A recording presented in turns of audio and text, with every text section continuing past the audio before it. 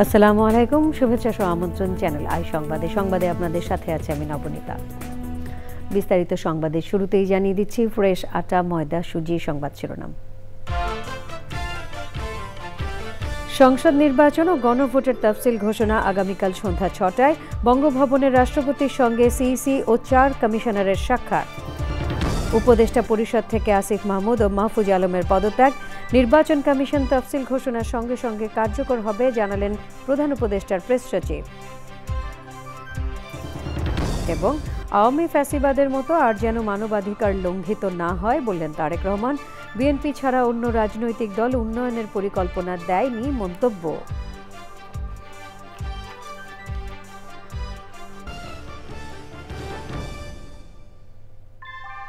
ভূমিকম্প সহনীয় most durable দেশের প্রথম থার্মেক্স রড সালাম স্টিল। সালাম স্টিল বোঝে ডিউরেবিলিটি। সালাম স্টিল, মোস্ট ডিউরেবল স্টিল।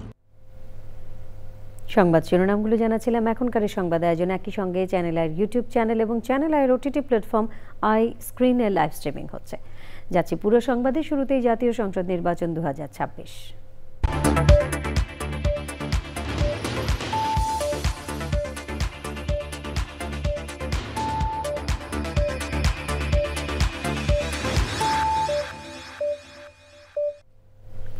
ত্রয়োদশ জাতীয় সংসদ নির্বাচন ও গণভোটের তফসিল ঘোষণা হবে বৃহস্পতিবার সন্ধ্যা ৬টায়। জাতির উদ্দেশ্যে ভাষণে প্রধান নির্বাচন কমিশনার এএমএম নাসির উদ্দিন তফসিল ঘোষণা করবেন। নির্বাচন কমিশন সচিব বলেছেন, ইসির গেজেট অনুযায়ী ৩০০ আসনের তফসিল ঘোষণা করা হবে। তবে সংসদীয় আসনের সীমানা সংক্রান্ত বিষয়ে কোর্টের রায়ের কপি হাতে পেলে করণীয় নির্ধারণ হবে। নাজিব বেগ জানাচ্ছেন। প্রথমবারের মতো একসাথে জাতীয় সংসদ নির্বাচন ও গণভোট আয়োজন করতে যাচ্ছে নির্বাচন কমিশন। ভোটের প্রস্তুতি ও তফসিল সম্পর্কে জানাতে বুধবার রাষ্ট্রপতি মোহাম্মদ শাহাবুদ্দিনের সঙ্গে সাক্ষাৎ করে নাসির উদ্দিন কমিশন। বিকাল ৪টার কিছু আগে নির্বাচন ভবনে তফসিলের ভাষণ রেকর্ড করেন প্রধান নির্বাচন কমিশনার। পরে নির্বাচন কমিশন সচিব কথা বলেন তফসিল ইস্যুতে। আগামীকাল সন্ধ্যা ৬টার সময় তফসিল ঘোষণা করা হবে। মাননীয় প্রধান নির্বাচন কমিশনার জাতির উদ্দেশ্যে ভাষণ দেবেন, এখানে তফসিল ঘোষণা করে দেবেন। সংসদীয় আসনের সীমানা নিয়ে উচ্চ আদালতের রায়ের বিষয়েও ইসির অবস্থান তুলে ধরেন তিনি। আমরা সীমানা নিয়ে যে একটা খবর পেয়েছি, আমরা অ্যাডভোকেট অন রেকর্ড অথবা শর্ট অর্ডার পাওয়ার পরে এ বিষয়ে কমিশন সিদ্ধান্ত নেবে। তফসিল কালকে ঘোষণা করা হবে। এখন পর্যন্ত সিদ্ধান্ত হচ্ছে ৩০০ আসনে, কারণ আমরা এখনো পর্যন্ত তো কোর্টের কোনো অর্ডার পাইনি। অর্ডার পাওয়ার পরে যদি সংশোধন লাগে সেটাও সেভাবে করা যাবে। দুটি নির্বাচন একসাথে করা চ্যালেঞ্জ হলেও সুষ্ঠু ও গ্রহণযোগ্য নির্বাচন করার স্বার্থে সংশ্লিষ্ট সবার সহযোগিতা চায় commission. Najib beg, channel I, Dhaka. অন্তর্বর্তী সরকারের উপদেষ্টার পদ থেকে পদত্যাগ করেছেন মাহফুজ আলম ও আসিফ মাহমুদ সজীব ভূঁইয়া। বুধবার বিকেল ৫টায় প্রধান উপদেষ্টা অধ্যাপক ডক্টর মোহাম্মদ ইউনূসের কাছে পদত্যাগপত্র জমা দেন তারা। সংবাদ সম্মেলনে প্রধান উপদেষ্টার প্রেস সচিব শফিকুল আলম বলেছেন, মাহফুজ আলম ও আসিফ মাহমুদের পদত্যাগ নির্বাচন কমিশন তফসিল ঘোষণার সঙ্গে সঙ্গে কার্যকর হবে। জাকিয়া আক্তার জানাচ্ছেন। জাতীয় সংসদ নির্বাচনের তফসিল ঘোষণার আগ মুহূর্তে তথ্য ও সম্প্রচার উপদেষ্টা মোহাম্মদ মাহফুজ আলম এবং স্থানীয় সরকার, পল্লী উন্নয়ন ও সমবায় মন্ত্রণালয় এবং যুব ও ক্রীড়া মন্ত্রণালয়ের উপদেষ্টা আসিফ মাহমুদ সজীব ভূঁইয়া পদত্যাগ করেছেন। জুলাই অভ্যুত্থানে নেতৃত্ব দেওয়া ছাত্রদের প্রতিনিধি হিসেবে তারা উপদেষ্টা পরিষদে ছিলেন। বুধবার বিকেল ৫টায় রাষ্ট্রীয় অতিথি ভবন যমুনায় গিয়ে প্রধান উপদেষ্টা প্রফেসর মোহাম্মদ ইউনূসের কাছে পদত্যাগপত্র জমা দেন মাহফুজ আলম ও আসিফ মাহমুদ সজীব ভূঁইয়া। প্রধান উপদেষ্টা তাদের পদত্যাগপত্র গ্রহণ করেন। উপদেষ্টারা রাষ্ট্রীয় অতিথি ভবন যমুনায় উপস্থিত হয়ে পদত্যাগপত্র জমা দিলে প্রধান উপদেষ্টা তা গ্রহণ করেন। তাদের পদত্যাগ নির্বাচন কমিশন তফসিল ঘোষণার সাথে সাথে কার্যকর হবে। পরে যমুনার সামনে প্রধান উপদেষ্টার প্রেস সচিব শফিকুল আলম সংবাদ সম্মেলনে জানান, দুই উপদেষ্টার পদত্যাগ নির্বাচন কমিশন তফসিল ঘোষণার সাথে সাথে কার্যকর হবে।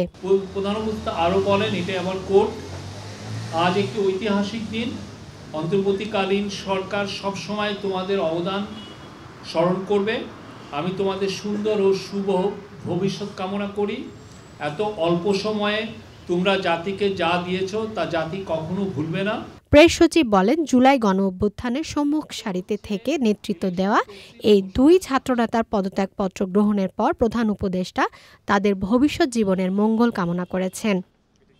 Zakia Akter, Channel I, Dhaka. এবারে অন্যান্য সংবাদ। বিএনপির ভারপ্রাপ্ত চেয়ারম্যান তারেক রহমান বলেছেন, দেশকে এগিয়ে নিতে বিএনপি ছাড়া অন্য রাজনৈতিক দল কোনো পরিকল্পনা দেয়নি। রাজধানীতে এক আলোচনায় লন্ডন থেকে ভার্চুয়ালি যুক্ত হয়ে নেতাকর্মীদের উদ্দেশ্যে তিনি বলেন, এবার দেশ গড়ার যুদ্ধে নামতে হবে। বলেছেন, আওয়ামী ফ্যাসিবাদী সময়ে যেভাবে মানবাধিকার লঙ্ঘিত হয়েছে আর যেন এমন না হয়। রাহুল রায় জানাচ্ছেন। রাজধানীর কৃষিবিদ ইনস্টিটিউটে রোববার থেকে চলছে সপ্তাহব্যাপী বিএনপির দেশ গড়ার পরিকল্পনা শীর্ষক আলোচনা। ক্ষমতায় গেলে রাষ্ট্র গঠনে বিএনপির পরিকল্পনাগুলো নিয়ে বিশদ আলোচনা হয়। কৃষক দল ও যুব দলের নেতাকর্মীদের নিয়ে বুধবার সকালের আলোচনা শুরু হয় বিএনপির স্থায়ী কমিটির সদস্য মির্জা আব্বাসের বক্তব্য দিয়ে। আলোচনায় লন্ডন থেকে ভার্চুয়ালি যুক্ত হন বিএনপির ভারপ্রাপ্ত চেয়ারম্যান তারেক রহমান। এই যেসব কথাবার্তা আমার নিজেরই বিরক্ত লাগে, তাহলে বুঝেন সাধারণ মানুষের কতটা বিরক্ত লাগতো। আরে ভাই, তাকে বলতে হবে আপনি কিভাবে আইন শৃঙ্খলা ব্যবস্থা ঠিক রাখবেন। বাংলাদেশে গত বছর 7,000 মানুষ রোড অ্যাক্সিডেন্টে মারা গিয়েছে, একটা আশ্চর্য ব্যাপার। সড়ক অবস্থায় এইভাবে এত দুর্ঘটনা কেন ঘটবে? এটাকে বন্ধ করতে হবে। তো দুর্নীতির জন্য lakh lakh crore crore billions of dollars পাচার হয়ে গেছে। হ্যাঁ, আমরা জানি কারা পাচার করেছে, কি কেন পাচার করেছে, কারা করেছে, যেটা এটাকে তো বন্ধ করতে হবে। তো কোন রাজনৈতিক দল আপনাকে কোনো প্ল্যান দিতে পারে নাই, দেশের মানুষকে কোনো প্ল্যান দিতে পারে নাই, পরিকল্পনা দিতে পারে নাই যে দেশকে আমরা কিভাবে সামনের দিকে এগিয়ে নিয়ে যাব। একমাত্র বিএনপি আপনার দল দিয়েছে। কাজেই এখন আপনার বসে থাকার সময় নেই, আপনাকে যুদ্ধে নেমে পড়তে হবে। This is a war, this is a battle. বিএনপির ভারপ্রাপ্ত চেয়ারম্যান বলেন, আর যেন মানবাধিকার লঙ্ঘন না হয় তা নিশ্চিত করার কথা বলেন বিএনপির ভারপ্রাপ্ত চেয়ারম্যান। যে বিএনপির প্রত্যেকটি নেতাকর্মী চায় এই ঘটনার পুনরাবৃত্তি তাদের নিজেদের জন্য এবং একই সাথে বাংলাদেশের কোনো মানুষ, সে রাজনীতির সাথে জড়িত থাকুক অথবা না থাকুক, তার মতামত প্রকাশের জন্য আবরারের মতন যাতে হত্যাকাণ্ডের শিকার হতে না হয়। শহীদুল আলম সাহেব একজন ফটোগ্রাফার, উনি কোনো রাজনীতির সাথে জড়িত না, কিন্তু আমরা দেখেছি মানুষের পক্ষে কথা বলার জন্য কিভাবে নির্যাতিত হয়েছে। কিন্তু কোনো মানুষের সাথে এই মানবাধিকার লঙ্ঘনের ঘটনা আর না ঘটুক, এটি আমরা চাই। তারেক রহমান বলেছেন, নির্বাচনে জনগণের রায় পেতে বিএনপির পরিকল্পনাগুলো মানুষের দোরগোড়ায় পৌঁছে দিতে হবে। রাহুল রায়, চ্যানেল আই, ঢাকা। রাজধানীর এভার কেয়ার হাসপাতালে চিকিৎসাধীন বিএনপি চেয়ারপারসন ও সাবেক প্রধানমন্ত্রী বেগম খালেদা জিয়া চিকিৎসায় রেসপন্স করছেন। খালেদা জিয়ার ব্যক্তিগত চিকিৎসক AZM জাহিদ হোসেন জানান, দেশি বিদেশি চিকিৎসকরা তার উন্নত চিকিৎসা নিশ্চিত করতে কাজ করে যাচ্ছেন। মেডিকেল বোর্ড সিদ্ধান্ত দিলে বেগম খালেদা জিয়াকে যে কোনো সময় উন্নত চিকিৎসার জন্য লন্ডন নেওয়া হতে পারে বলেও জানান ডাক্তার AZM জাহিদ হোসেন। দেশের মানুষের উৎকণ্ঠা আছে, দেশের মানুষের তার প্রতি শ্রদ্ধাবোধ আছে, ভালোবাসা আছে এবং সত্যিকার অর্থে দেশের মানুষ এবং খালেদা জিয়ার স্বাস্থ্য সম্পর্কে সর্বশেষ অবস্থা জানতে চায়। সেই জন্যই আমরা এসেছি। কিন্তু মনে রাখতে হবে, উনি একজন সবার শেষে উনি একজন রোগী। তার নিজস্ব কিছু এথিক্যাল রাইটসের প্রিভিলেজ আছে। ইচ্ছা করলেই আমি চিকিৎসক হিসাবে সকল কিছু আপনাদের কাছে আমি প্রকাশ্যে বলে দেওয়া এই মেডিকেল সায়েন্সের অবস্থা দিতে পারমিট করে না। আপনাদেরকে আশ্বস্ত করতে চাই, ওনাকে যে চিকিৎসা দেওয়া হচ্ছে সেই চিকিৎসা আগের মতো আমাদের মেডিকেল সায়েন্সের ভাষায় যদি বলি, সে ক্যান অন মেনটেনিং আর ট্রিটমেন্ট, এবং ডাক্তাররা যে চিকিৎসা দিচ্ছে সেটি গ্রহণ করতে পারছেন এবং সেটি উনি দিয়ে সত্যিকার রেসপন্স করছেন। এরই সাথে সংবাদে নিয়ে নিচ্ছে খানিকক্ষণের বিরতি। আর বিরতির পর অন্যান্য সংবাদের সাথে জানিয়ে ফিরব। যুক্তরাষ্ট্র জুড়ে তীব্র শৈত্যপ্রবাহ, মেরু ঘূর্ণির পরিবর্তনে 15টিরও বেশি অঙ্গরাজ্যে হিমশীতল পর্যায়ের তাপমাত্রা। বিরতির পর আমন্ত্রণ আরও একবার। বিএনপির কেন্দ্রীয় নেতা অ্যাডভোকেট রুহুল কুদ্দুস তালুকদার দুলু বলেছেন, মুক্তিযোদ্ধারাই বাংলাদেশের শ্রেষ্ঠ সন্তান। যারা এই দেশকে স্বীকার করে না, মুক্তিযোদ্ধাদের স্বীকার করে না, মুক্তিযুদ্ধের বিরোধিতা করেছে, তারা বাংলাদেশের রাজনীতি করার অধিকার রাখে না। বুধবার আলাইপুর জেলা বিএনপির কার্যালয়ে নাটোর জেলার সদর উপজেলা, নলডাঙ্গা উপজেলার বীর মুক্তিযোদ্ধা ও সদর উপজেলার মুক্তিযোদ্ধা কমান্ডের সাথে মতবিনিময় সভায় এমন মন্তব্য করেন দুলু। সে সময় উপস্থিত ছিলেন জেলা বিএনপির আহ্বায়ক রহিম নওয়াজ, যুগ্ম আহ্বায়ক মোস্তাফিজুর রহমান, শাহিন সহ অন্যরা।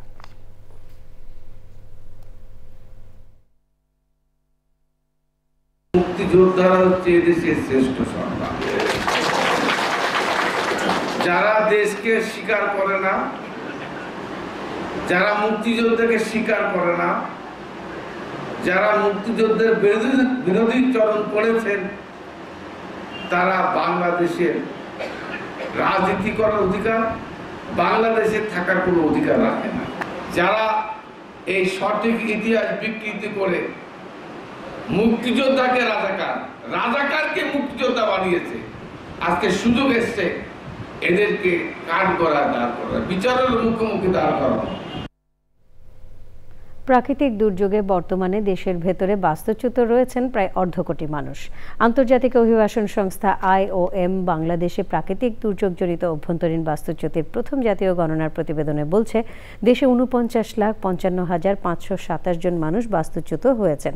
সবচেয়ে বেশি বাস্তুচ্যুত মানুষ চট্টগ্রাম বিভাগে, এরপর ঢাকা ও রাজশাহী বিভাগে। দুর্যোগ ব্যবস্থাপনা ও দীর্ঘমেয়াদী পরিকল্পনা গ্রহণে এই ফলাফল গুরুত্বপূর্ণ ভূমিকা রাখবে বলে প্রত্যাশা IOM বাংলাদেশের মিশন প্রধান ল্যান্স বনর। আমিন জুয়েলার্স, আন্তর্জাতিক সংবাদ।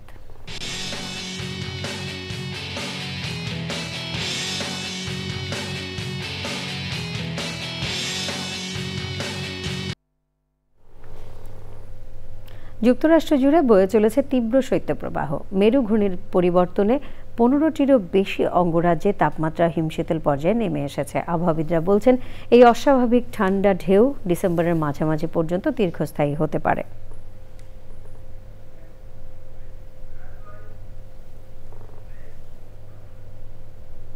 সংবাদের সময় হলো আবারও বিরতির। আর বিরতির পর খেলার খবরে থাকছে,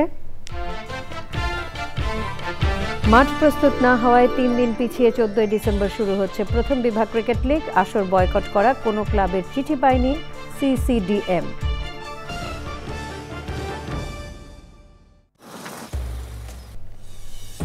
আপনারা দেখছেন চ্যানেল আই সংবাদ।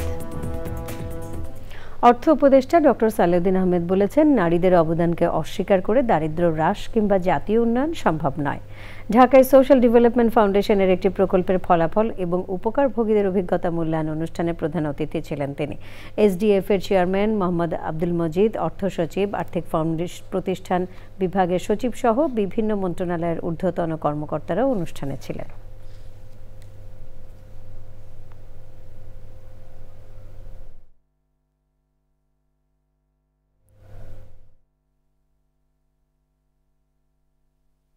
এবং SDF এর যে প্রজেক্টটা, এই লাইভ প্রজেক্টটা, এটার বিশেষ একটা দিক হলো আমি দেখলাম যেটা ডক্টর রাজ্জাক বলছিলেন, পিপলস পার্টিসিপেশন। ওখানে বোধহয় পার্টিসিপেশনটা একটু বেশি হয়েছে।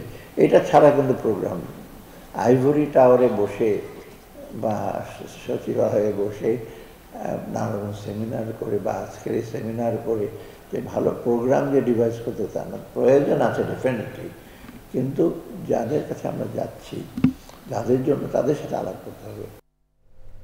এবারে খেলার খবর।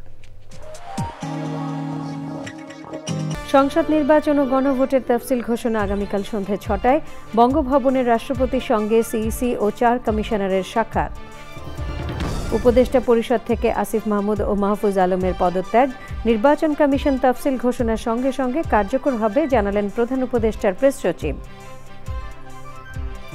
এবং আওয়ামী ফ্যাসিবাদের মতো আর যেন মানবাধিকার লঙ্ঘিত না হয়, বললেন তারেক রহমান। বিএনপি ছাড়া অন্য রাজনৈতিক দল উন্নয়নের পরিকল্পনা দেয়নি, মন্তব্য।